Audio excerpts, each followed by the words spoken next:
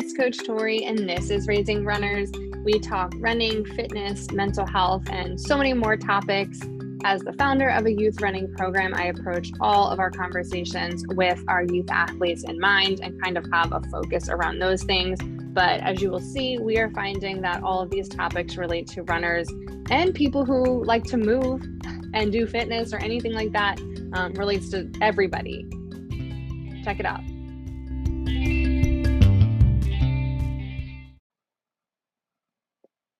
Hey, it's Coach Tori and some super exciting stuff. So not only is today a double episode day, which is super exciting because now you get extra content, but this episode is my first ever pod swap. So now I have podcasters on our show, but we're doing their show. Super fun. So I get to talk with Chrissie and Bethann from the Downingtown CTC, it's Communities That Care, and we get into all of that stuff in the show, but we get to talk about what I do, which you guys already know, but we also get to talk about what they do and just kind of all those cool, fun things, just getting to hear us chat a little bit. So hopefully you enjoy the episode, and for all of our local people, hopefully you learned about a new resource. Welcome to Parent, real-life tips to raise resilient kids. A podcast from Communities That Care of Greater Downingtown. This is Chrissie Jambowski, and I have 2 young kids. And I'm Bethann Sinelli, and have 2 adult kids. Together, we'll meet with experts and fellow parents to share personal stories and provide support and actionable steps to strengthen your family and raise healthy kids. We're glad you're here. Let's get started. Welcome to Parent. This is Bethann. And this is Chrissie. And today we are very excited to be doing our very first ever podcast swap with our CTC partner, Tori from Marikey Run Club. So Tori actually also has her own podcast called Raising Runners, which you can find wherever you're listening to this on. I'm sure it's on there as well. So we're going to chat a little bit about CTC, a little bit about running and mental health and all of these things and how our organizations overlap. So Tori, thank you so much for coming on with us. Welcome. Of course. Thank you so much for having me. Thank you. This is pretty cool because we've never done this sort of like partner swap podcast before. Mm-hmm. So it's kind of neat we'll be answering questions. And of course, Tori will be answering some questions too today. But as Chrissie said, I think it's really kind of interesting to see the overlap, especially where we all come together around the idea of mental health and well-being. So I thought, Tori, if we could just get started, of course, with some background, tell us a little bit about the Marikey Run Club. Everybody always wants to know, how did you get this started? And what was sort of the motivator behind starting the Run Club? Yeah, so Marikey Run Club, for people who do not know, is a youth running and empowerment program. I think sometimes I forget the empowerment part when I'm explaining it, but we have programs for ages 3 and up. We usually cap it at around 13, just because at that point, kids are usually in different sports and activities. But really, it is running program where we also teach like life lessons that can relate to running or not, and kind of how those things mesh together. So we usually do it in like 8-week sessions in the Downingtown area. And the kids will do some running games, do a little workout, learn a little bit about their empowerment lesson for the day. And as they're working through all of these practices, they are setting an individual goal. So at the end of each season, they're working towards their goal. And we get to kind of go through that whole process with them. How it started during the pandemic, where I feel like a lot of people were doing some life pivots, right? Or something like that. Prior to this, I had worked in behavioral health residential treatment facilities. And then right before I started this, I was working at a youth mental health residential treatment facility in quality management, which could be a very taxing job. And then I had just had a baby. So I had a lot going on. And I think I had gone back to work after like 2 weeks from having him. And it was just a lot of mental health issues for me, just not only baby stuff, but traveling, work, all those kinds of things. And so we kind of pretty quickly, I talked to my husband, I was like, we need to find something different for me to do. But then it was like, I need something where I feel like I have a purpose, where I feel connected to our community, where I feel like I'm still helping people in some capacity, just because that was like the big drives for the work that I used to do. So kind of then put all this together and figured out how to do a running club. And, in the community, it's so easy. At the parks, we've done it in a couple of the schools. And just kind of hoping to grow it that way from there. Mariki, which we were talking before we started recording, it is a Greek word. It means the love, soul, and creativity you put into something. And I just felt like that really encompassed everything I feel about running, but also like what I do and kind of the point of the club. So it felt like the perfect name to tie it all together. So, what's really interesting is like, it's almost like you went from like the world of treatment to now you're living sort of where CTC lives in the world of prevention. Yeah.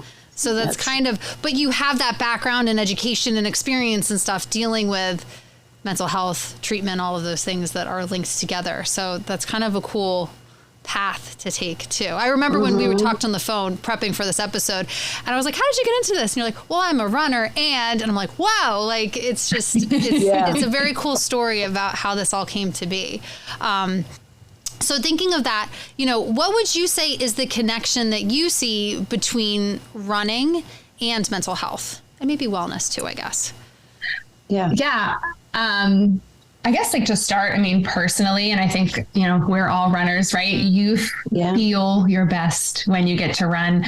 There's something about being able to go out, be free, move your body, work hard, and come back and, you've accomplished something. And it just, it really sets your brain in a good place.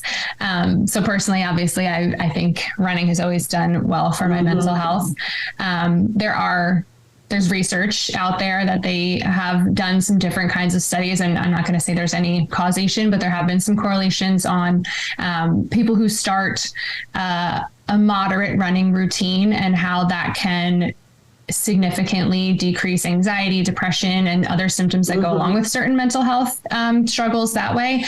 So they are constantly looking into how they can really put, some more definitive things on that. But, there's a lot to do with running and mental health, or just like those cardiovascular exercises and our mental health. And then, how we kind of connect it for the kids. I talked about the empowerment piece of, the Run Club when I was explaining what it is, but running can teach you so many things about yourself. And I think self-awareness and being mindful of like how you're feeling and really knowing your body is a great place to start with mental health. If we don't understand ourselves, how we're feeling, why we're feeling that way, right? And we can't really seek help or know that something isn't right. So really trying to get them to that foundation. So we do some mindfulness activities. We'll do like some really easy grounding stuff with running though, to make it fun. So like, doing the 5, 4, 3, 2, 1 with your senses, but while we're running, we also teach positive thought and the power of like how you think and feel and talk about yourself can change not only the way you feel about yourself, but also the way you're moving, and then connect it to running with your posture. So really just trying to make those connections, because there's so many things about running that really can also then help you as a person in the world. I mentioned all the individual goals the kids are setting. So we talk not only about goal setting, but then, what happens with failure, because failure happens. And then how can we learn from that and being able to see the positives we can get from that and not just beating ourselves up over failure. So I think there's natural connections between running and mental health, but also, right. And then also just like the ones that you create.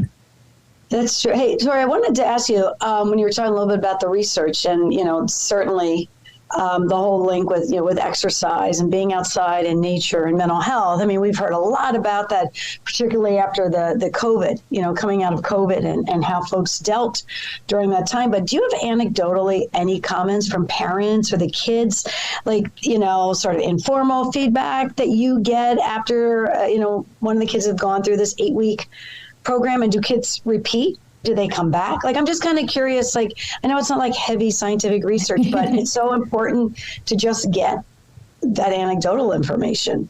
Oh, totally. We do have, I mean, I think it's kind of like 50-50. There are some kids that just do this one time because they need an activity for the spring or fall or winter or whatever it was. And then we do have a lot of repeat kids who come back because they think the games are fun, or, you know, they liked the medal they got when they reached their goal, all that stuff. Yeah. We have had a couple kids who their parents have shared that they have, you know, different mental health diagnoses, and they have mentioned like, this is the only activity I can get them to participate in, or this is the only thing that, like, you know, they get frustrated, but then they can get over, you know, whatever it is and keep working through things. So we have had some of those nice positive feedbacks on like, you know, we're helping more people, right? We had one mom who emailed after, I believe they went to Iceland, or they went on a cool trip, and they were hiking.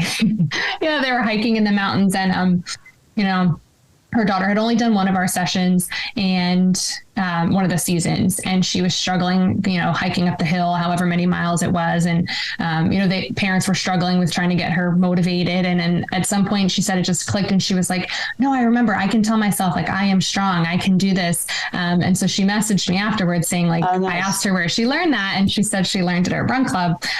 So it's nice that also just like, it doesn't have to be like those mental health things, but just like kids being able to help themselves too, you know, seeing those things in real world. Yeah. And that's something that when they develop it as kids, it just stays with them. I mean, this is definitely the kind of thing, I mean, you know, that you then learn, like, this is something that just follows you into, you know, young adulthood and all of that. And that's why you have some of us, I guess I've been running for almost 50 years now. I mean, when I think about that, from high school. So, I mean, you people, it's just, yeah, until your knees or hips give out perhaps, but you just, right? You take it with you because you realize the benefits and how it got you through good times and bad times, I think. Yeah. Right. No, exactly. That's cool. That also made me think of too, and I don't know if this is something too in research that you've read or just from knowing from being a runner and also working in the field, that there's also something with bilateral movement and how it makes the different parts of your brain talk to each other in like layman's terms, basically. So like, even just as an example, I do bilateral movement eye therapy with my therapist. It's like where do you know what I'm talking about? Like where, yeah. And so it's basically, if you don't know what it is, I can link it in the show notes, but it's like you follow like an object you can do it with your hands with alternating, holding like buzzers in your hands, or you can do it with your eyes and you follow this ball or like a light on a bar and you watch it go back and forth as you're thinking things. And it's a way to kind of change your thought processes and your memories of things and it's a whole big thing. But one of the things I will tell you is that when I've done this with my therapist and we come up with different like phrases or mantras or images to work on, she says, think about that when you go running. Envision that when you go running, because running is bilateral movement because you're moving both sides of your body as you run. So that counts. So I wonder if that also plays into it too, as you're having these kids work on their goals and mantras and thoughts and things to themselves. It's like sticking because they're doing it while they're running. So it's pretty cool. I actually never thought of that. So that's so cool. That is so cool. I only know because my therapist told me, she's like, think about that when you run, it'll stick. I'm like, okay, I'm going to do it. It's my homework. Well, you know what? Think about how many things we have, like problems I've solved or creative ideas I've come up with. And I often say, I have to run home as fast as I can because I got to write it down. And there's something about that mental piece of it. I don't know, but research or not, I know it works. Right. I am the research. It works. You should do it. And I would say also, if people are like, I have bad knees or hips, I can't run, I'm sure it probably works with walking as well. Like, you know, the same thing. And being in nature and things. Yeah. Being in nature. Get outside. Like all you gotta do is, there's two things, right? Just keep moving and get outside and we're good. That's how I feel. Yep. It's like most important thing you can do. So Tori, you mentioned that you have a podcast, and you know the podcast is called Raising Runners. And could you just tell us a little bit about how that was an outgrowth of the running club and the running program, and sort of maybe a little bit about what some of the content is in your podcast? Sure. So like I mentioned, the initial motive to start it was to be able to help educate parents on all of my ideas and the things that I'm trying to do.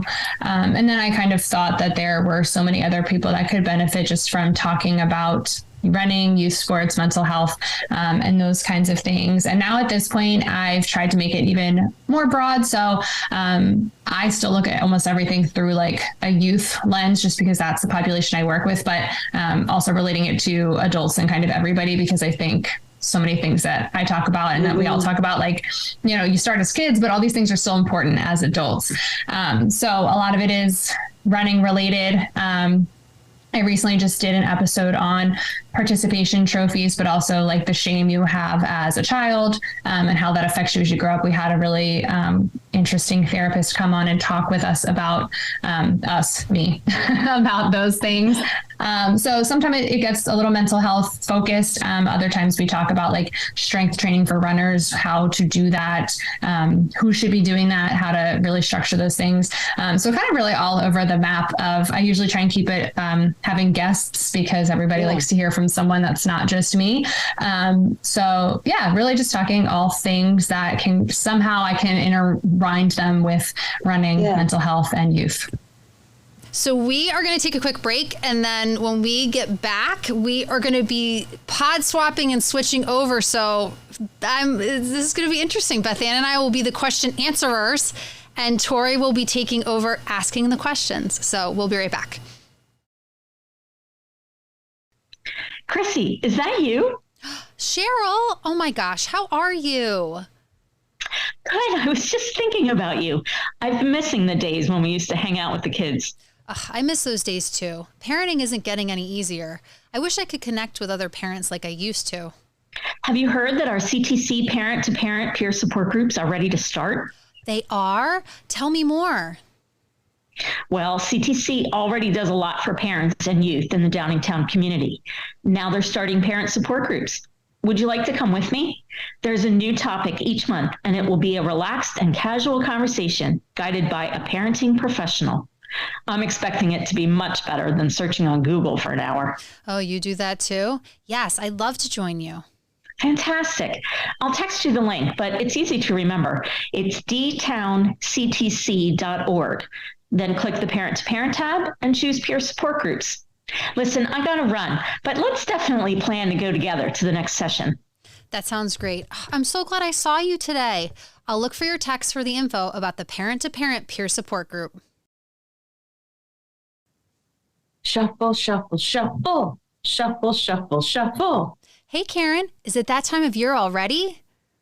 Can you believe it? CTC's second annual Snowball Shuffle 5K run and 1 mile walk is Saturday, March 4th at Eagle View Town Center. Awesome. Last year was so much fun. We had over 250 walkers and runners. Are we doing a hot chocolate station again this year? You better believe it. We're also having a sweet treats table, team contest with prizes, a raffle, and more. Make sure you bring the whole family. Wow. I love that this not only supports CTC's mission to empower individuals to live healthier lives, it's also a fundraiser to support this podcast, other parent programs, plus our youth hype clubs. Absolutely. CTC counts on donations to support everything we do. Okay, so where do we go for more information and to sign up? Go to runsignup.com and search Snowball Shuffle to register. And while you're there, you can also create a fundraising team. Great. I'll be sure to add the registration link to our show notes too. We hope to see you March 4th at the Snowball Shuffle. Shuffle, shuffle, shuffle. Shuffle. Shuffle, shuffle, shuffle. Shuffle. Okay, and we're back, and I'm going to hand it over to Tori, who is going to be now in the seat of the interviewer. So take it away. Well, thank you. Okay, so this is where I think I'm more comfortable anyway. So this is a nice switch, right?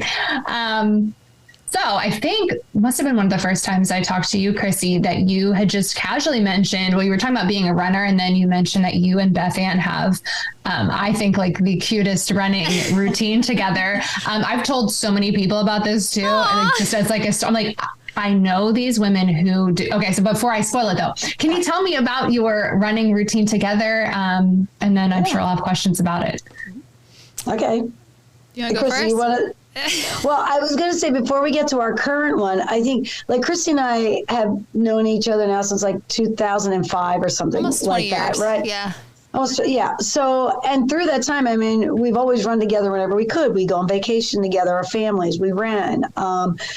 We have some crazy running stories, you know, about like what that was like and all kinds of weather. And we did the Broad Street Run together. It was Chrissy's longest only time. Didn't even train for 10 miles. The one and only time I ever ran 10 miles. And I just had one goal for her. I said, we're just going to run a 10-minute mile. We're not going to go any faster. That's what we did. We're not going to go any slower. We're going to stick to a 10-minute mile, and we will survive this. So we had that. So we had this kind of long history of running that whenever we were together, we would physically together, you know, go for a run. Yep. And then, of course, as kids, well, my kids are older, 28, 26, so I clearly wasn't putting them into my running schedule anymore.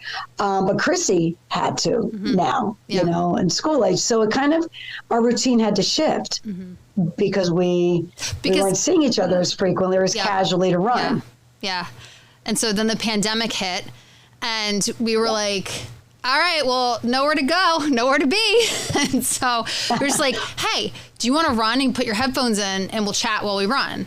And that's probably like 2 and 3 years, I guess. And because also I could leave at different times because my husband was now working from home. So I could leave the kids at home and not have to be with them. And they were also doing like everybody else. We were all home at the same time. But because I now had a second parent, because I, you know, he wasn't none of us were going to offices, right? So I was like, you want to run in the morning? And then that's just what we did. And so a lot of times, most often, I mean, even right now, we're not running, chatting and running as much really at all right now because the light is too dark. And so the time changes not being nice to us. So once we get some more light, we'll be able to get back to it because I have to be done by a certain time to get the kids up and I have to do all their morning routine with them. Kids are ruining kids that really ruin everything. Routine. I mean, really, truly. It's like that goes against your message, right? I know, right? It does, right? We're the but parent it was people. Great. Kids ruin everything. They just kind of ruined that running thing. Yeah. But the AirPods saved our lives. Yes. I mean, we'd get this solid hour. It's like AirPods in. And it's also kind of funny, you know, I'm running down the road and people are looking. I think one of the funniest, this just happened very, very recently. I was in Montana on vacation in a super tiny town in Montana where nobody was running, trust me. And and the time was different, right? A time change. But I had my AirPods in and I said, hey, I gotta go. I gotta talk to Chrissy like right now. So I had them in and I'm running down this main street of this little western town. And I think the police were gonna arrest me. I looked crazy because I was wearing a ski hat. You couldn't see my AirPods, but you could hear me because I have a very loud, booming teaching voice. And people were just like looking at me like down the street, like, and I'm talking to Chrissy, just chatting away, plastic thing. I look nuts. I truly did. At least my neighbors here get used to it. And sometimes I don't realize how loud my voice is at 5:30 in the morning, 6 a.m. because I'm talking to her and I'm not thinking. People have their windows open or anything else. And so there's definitely been some moments where it looks like I'm a little nuts. Or more nuts. So assuming there's daylight, I mean, that's the routine. It's like get up. I mean, for me anyway, I'm getting up before the kids. She's an early bird as it is to get up and start the day. So it's like, all right, 6:30, I'll meet you on the road. And just like, dude, good morning. And then we just chat and keep in touch and just chat about all the things.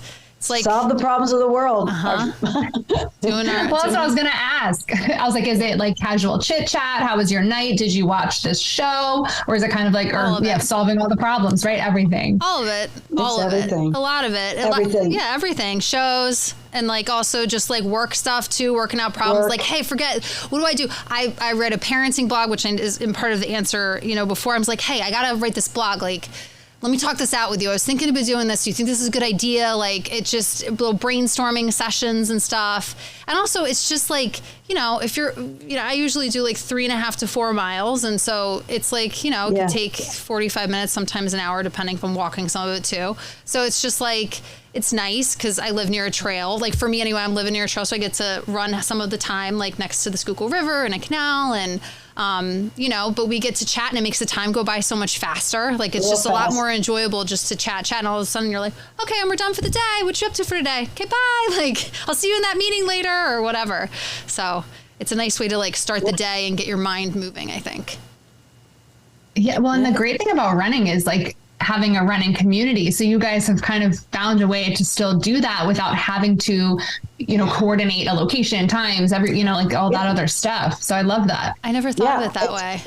Me neither. It's been a long time since we had physically run in the same place. Uh-huh. It's been a long time. Yeah, no. Which we need to do. Maybe this summer. I know we should. Well, now those kids are home in the summer, so what are we going to do with these things? Again, it's like... They're getting old enough now. You can leave them alone. I might be able to leave them. I know. I'm like meet halfway. Yeah.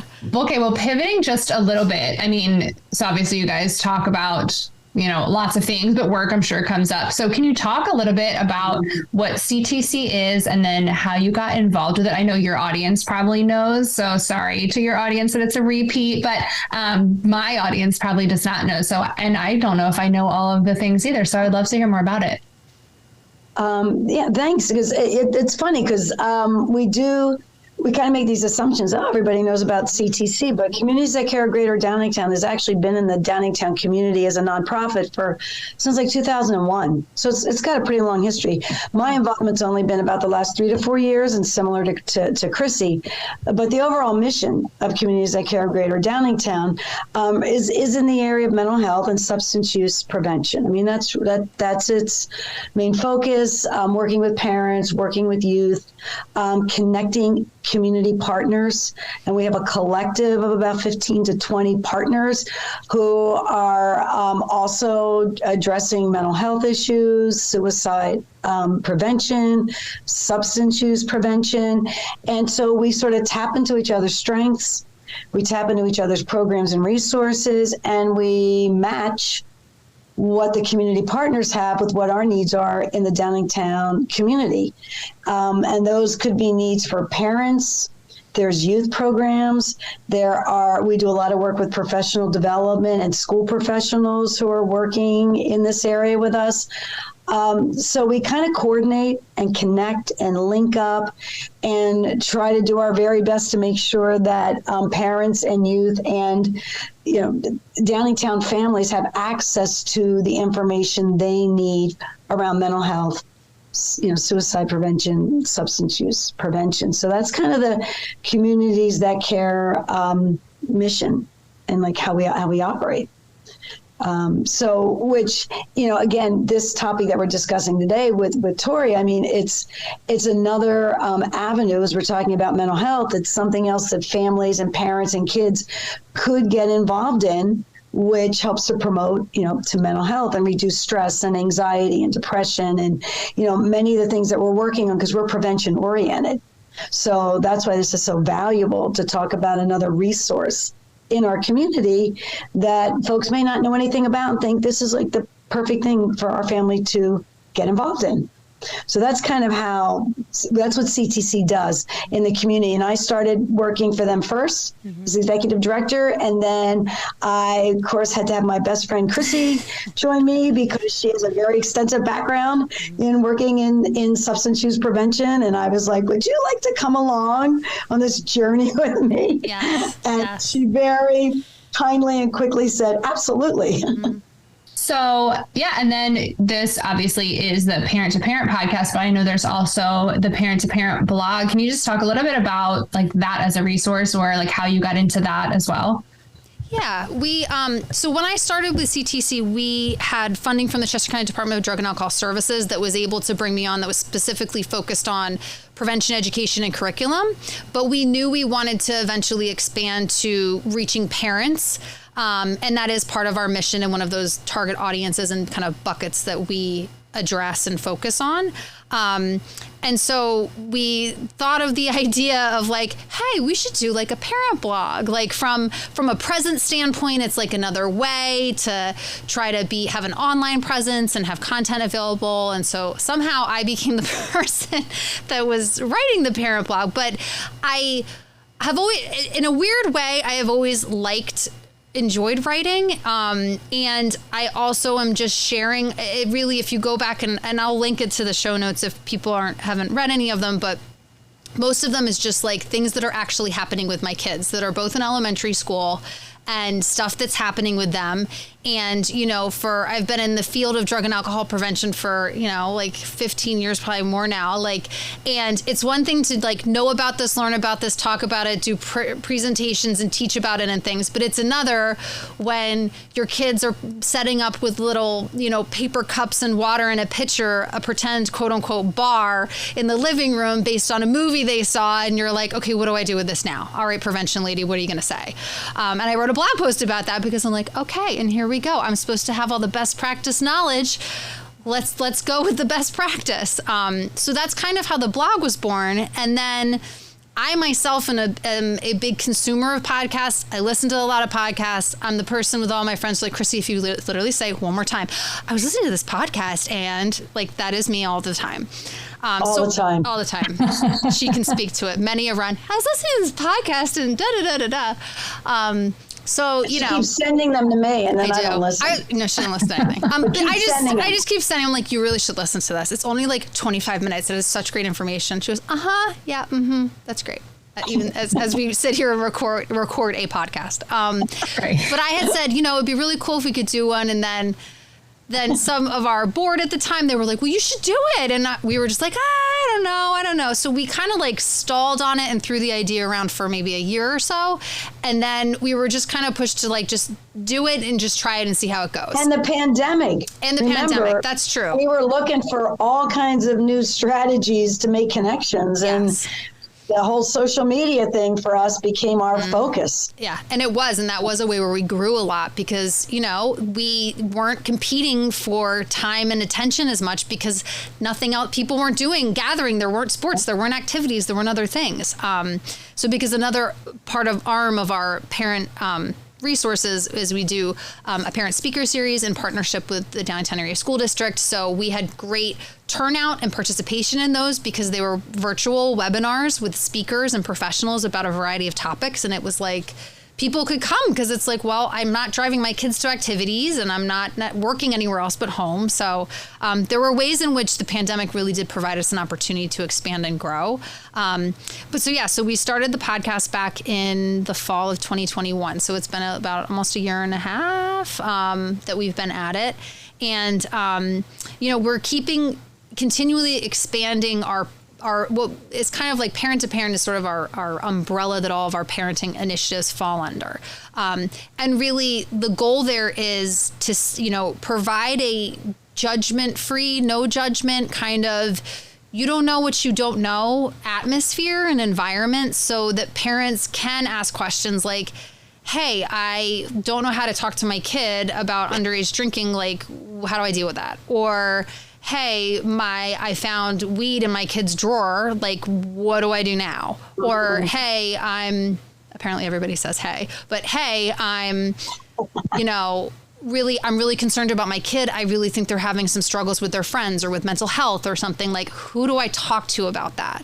So we wanted to provide a place and a space for that information to be available. Yeah. So through the blog, through the podcast, through our parent speaker series, and then now most recently, we were lucky enough to apply for a grant from the Pennsylvania Commission on Crime and Delinquency, and we are launching parent-to-parent peer support groups. So it's a nice, we have these virtual things that exist that are on demand, and now we'll be able to offer in-person peer support groups starting at the end of January, and I can link that in the show notes. But that really has to do with giving parents a safe space where they can go and talk to other parents about a specific topic, and there will be a professional facilitator to guide the discussion and answer any questions. But it's just a place where parents can go and get advice from other parents and hear okay, well, my kid's in second grade and yours is in fifth. What do I have to look forward to? Or, just be able to say, oh, we dealt with that. Here's what we did.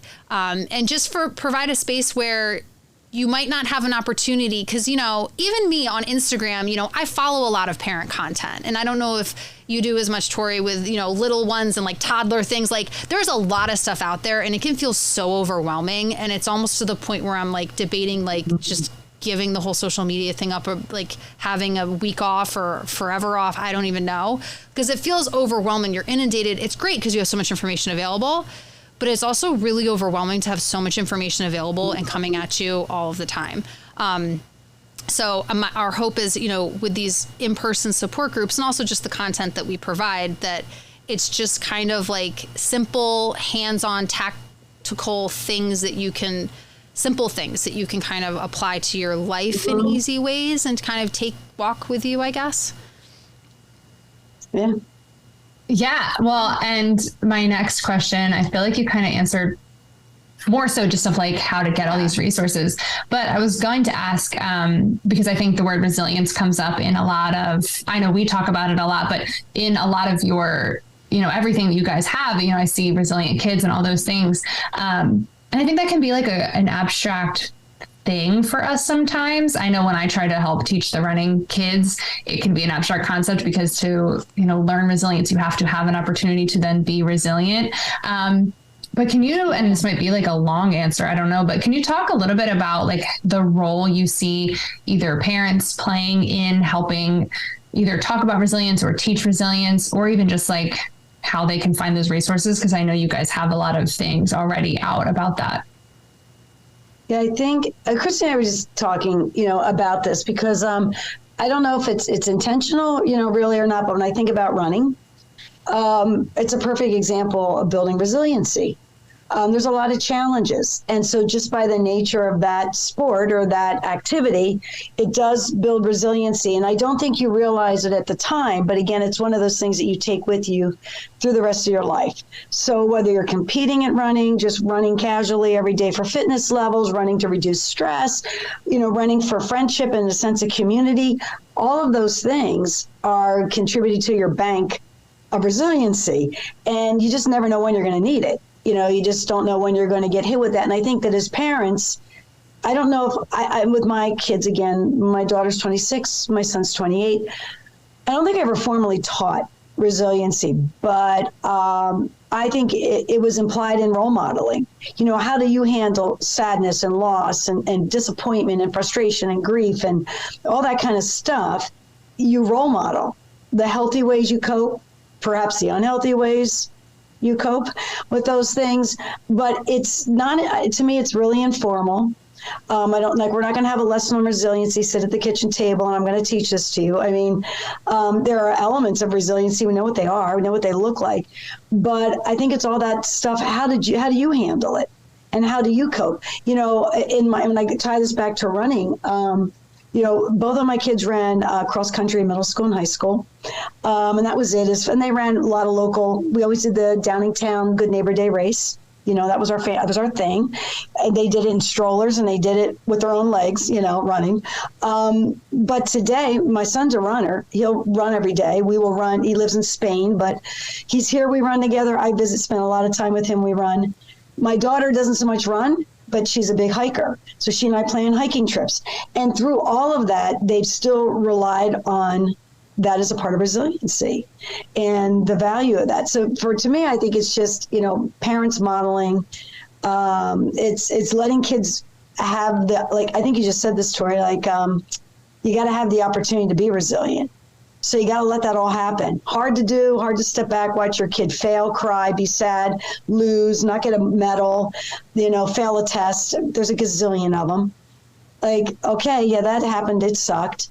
But, you got to get through that. That's what grit and resiliency. So I think it's that balance of how do you handle it? How do you let it play out?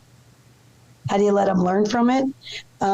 Because you're building that bank of resiliency they're going to need for the rest of their life. So that's kind of so all these programs and resources and that we have at CTC that you have with Marikey, I think that's just those great opportunities for kids to naturally develop that sense of resiliency so they have something to fall back on. I think the goal and why resiliency is such a hot word, like we see it on so many things and in so many places, is because it's kind of what we all as adults probably want too, is we want to be resilient. We want to be able to overcome struggles and challenges. And, even as of late recently, personally, I've had a lot of waves and I've been searching for ways it's tested my own personal resiliency, and searching running has brought me exercise, running, my calm app meditation, a therapist, like has, having family and friends, having my free therapy with Bethann when we run, has brought me a lot of support to like you just said, role model that resilience, because you hope for yourself as adults, but this is what you start teaching at a young age, is that you hope that you can have like equanimity. For me personally is like, that is like my word. Like my words for this year are peace and ease. And my goal is just like equanimity. That's all I want. Because I talk about this a lot with my therapist, is like, so this is like, cause I just turned 40 also in the fall. So I'm like, so this is like adulthood. This is what we do. It's just like there's ups and there's downs, and like maybe you get sort of a little break sometimes, but that might even not even happen. There might be no breaks. You might have years where there's just no breaks. And so, really focusing on how can you call on these skills that you may have, and then thinking back and reflecting on like, well, I want my kids to have that too. What are the things that I can do so that they can build those skills as well? So a lot of it is just natural consequences, not saving them or helicoptering around them all of the time, which can be really difficult to do because the cultural norms and beliefs around parenting are very different than they were when I was a kid. It's very different than it was when you were a kid. But I think that's also, a big piece of, even just thinking of the podcast too, a big piece of our podcast and the setup of this is like Bethann's been there and done that. Right. And so like her kids are 20 years older than my kids. So like I can say and say things like, so I'm dealing with this thing and whatever. And it's like WWBD, what would Bethann do? And she can say like, a lot of times it's, I remember when we went through that. Oh, I remember that. Here's what I did and it worked really well. Or I remember that and here's what I did. And honestly, if I could go back, I think I would have done this. And so I think that that's helpful to have that kind of have someone who's ahead of you with that been there, done that sort of aspect to be able to speak to it. But then also I'm living a very different parenting life than she did because things are just different with technology and the way school is and it's just a different thing too. So, I mean, that's kind of our dynamic, I guess you could say, that we bring to the podcast as one of our parenting pieces, but. Yeah, because there are some commonalities, even though the parenting today doesn't look like parenting did for me in the 90s, early 2000s. There's still some like tried and true words of wisdom, parenting, resiliency things that just cross generations, cross time. But then there are some really unique ones. But at the end of it, it's that same goal that you want your kids to be happy and healthy and, have joy in their life and find their purpose and all those kinds of things. And I think that just crosses all generations. And the resiliency part, that's generic, that's just always going to be there, always going to be part of that. And you want your kids to make healthy choices and you want them to have positive coping mechanisms. And so that's why I think our partnership in this podcast kind of works. But I can also tell, Chrissy, you should ask my kids because they'll really let you know. I kind of always say I have sort of a, romanticized version of what I thought I was as a mom. Yeah, ask them. They'll let you know that they're real people. They're real people. They got real jobs and real houses and are living real lives and they're doing really well. So something worked, right? Yeah, I'd say something must have done something right. I'm still worried about them, but that is true. I don't know that the worrying ever ends. I think that's just that just kind of is ingrained for forever. Yeah, you get to own that forever.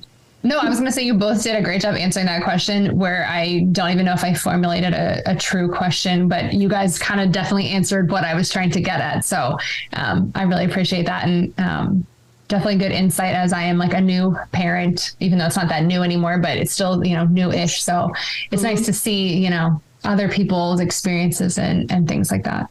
I got to say too, Tori, it's really admirable that number one, you went back to work 2 weeks after you had your son. Yes, that was an eye roll. I don't think you can see it, but yes. What I was going to say was the fact that you went back after 2 weeks and you were like, something's got to change. Like that I think is really like, that's resilience. That's being able to know and read yourself and your family and have that value enough to, instead of like kind of reading the scene and being like, I can't, this isn't going to work for me, and I need to make a change and pivot, and you were able to do it. And I don't know, that's just very like inspiring, and like that you should just be really proud of yourself, because a lot of people won't do that. A lot of women will not do that, and they will kill themselves to try to hold all the balls in the air, and just you get to a point where you're like, something's going to drop, and it might be my own like sanity. So it's just like, it's pretty cool that you, that sounds lame. It's just, it's very, I don't know. It's just like, it's a very inspiring thing to just be able to be like, yeah, no, I knew I had to pivot, and like, but look, like you did it, and now you launched this whole program and are doing all of these things. It's just a very cool story that you have your background of like your ziggy-zaggy path to get where you are. Well, and you took what brought you joy and self-care and all the kinds of things that were really been part of your life, and were able to bring that to others. And that's what the secret of the success for that is, I think, being able to do that. Yeah, no, you guys just made me feel so better, because I think every day I wake up and I'm like, what am I doing? I mean, so it's nice to hear that it's like, what you're doing makes sense, or like, you know, it seems like a good idea. It sounds cool. You're doing something for yourself, you know, so it's nice to always hear. It's a lot. And not feel guilty. And not feel guilty. I don't feel guilty. You know, I never felt guilty about that hour run. You know, it's like, nope, not at all. Not one little iota guilt is going to, I'm not doing it because I can't do the other things. Can't. The other things are not going to, it's just not going to happen. I agree. So that whole self-care thing is not just like I don't know. I think it's like really important in our lives. I really do. So before we wrap up on our first pod swapping episode, Tori, I know that Marikey has some fundraisers coming up that you want to share with us, and I can link them in the show notes as well so people can register. So in March 11th, we are going to have a rock climbing fundraiser. So half of the proceeds are going to the Youth Mental Health Project. It's for $20. You get to climb for 2 hours. And yeah, just kind of come in, have some fun, climb around. I'm going to see if we can get some swag from the Youth Mental Health Project. So maybe we can have some stuff to give out. So that would be fun too. But yeah, so just March 11th, 12 to 2, the Philadelphia Rock Gym in Malvern. Just some climbing. I'm not a climber, but I will be there trying to climb. My son, who is barely a runner, he will be there trying to climb too. So that'll be kind of fun. And then May 20th, we are having our Run Fest running event where all proceeds are going to the Youth Mental Health Project. It is going to be a 1 hour run challenge. So just kind of getting moving for an hour, seeing how far you can go. Just a fun little personal challenge for everybody. And for people who aren't in person, because that's going to be in Great Valley, so Malvern area, again, there is a virtual option. There will be prizes for virtual people and in-person people.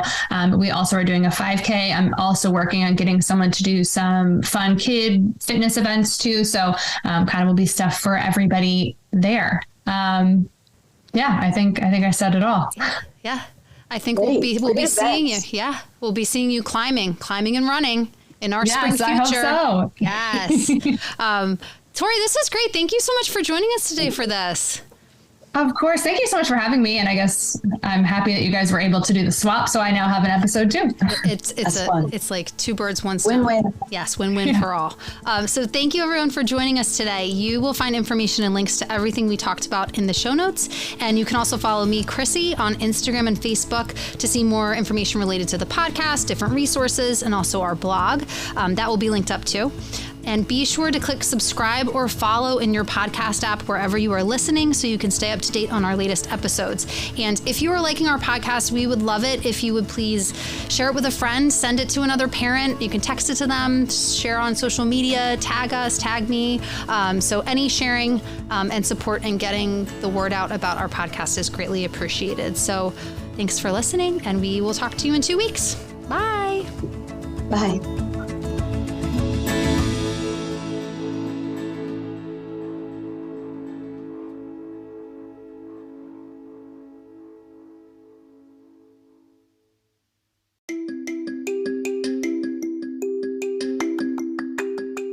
Thank you for tuning in. Make sure you rate, review, subscribe, all the things that you can do for a podcast that you enjoy listening to. Make sure you check out social media, our website, any of those things. If you have questions, comments, interview requests, feel free to email me at marikeyrunclub@gmail.com.